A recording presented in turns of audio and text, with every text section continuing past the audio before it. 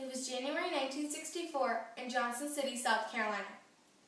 It was the all-city basketball tournament championship between the schools of Curry and Delaney. Delaney is the largest black school in Johnson City.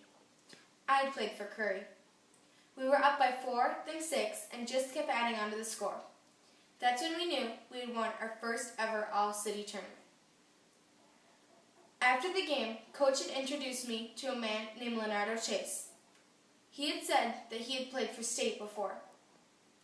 He took me to his house and we talked all about my future. He had said my grades were good and my playing was amazing.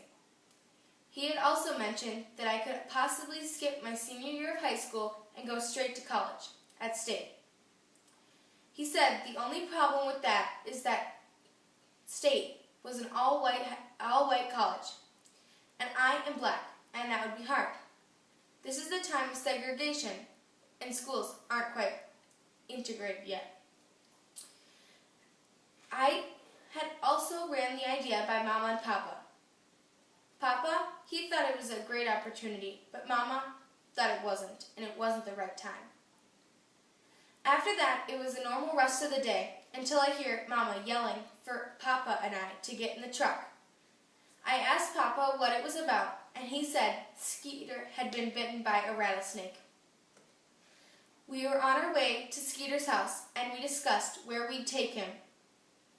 We were told to take him to Mercy because that is an all-white hospital. We got there, and a man with a gurney greeted us and took him into the emergency room. Papa and I sat outside since it was an all-white hospital. That was a great time for us to bond. He had mentioned that Reverend McNinn was at the tournament today, and Dr. Martin Luther King's son would be at a march that they wanted to plan. He had also wanted us to attend. After that, we saw Skeeter after he was all taped up after the snake bite.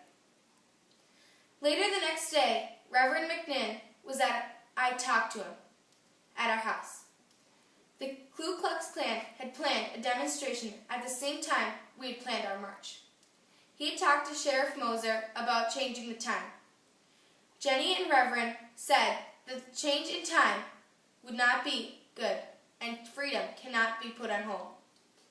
We decided not to change the time.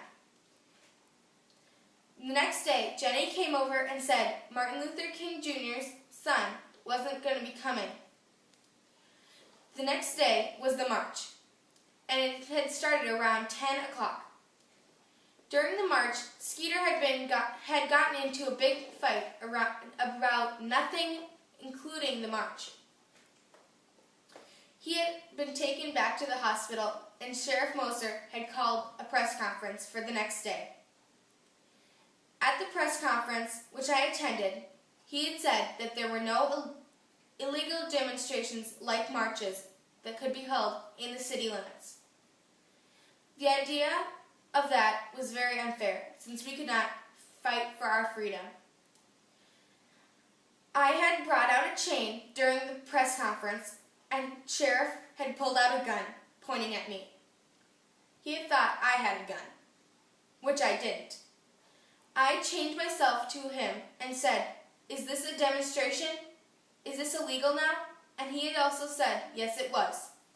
The next day, Papa had said that I was not allowed to get the scholarship.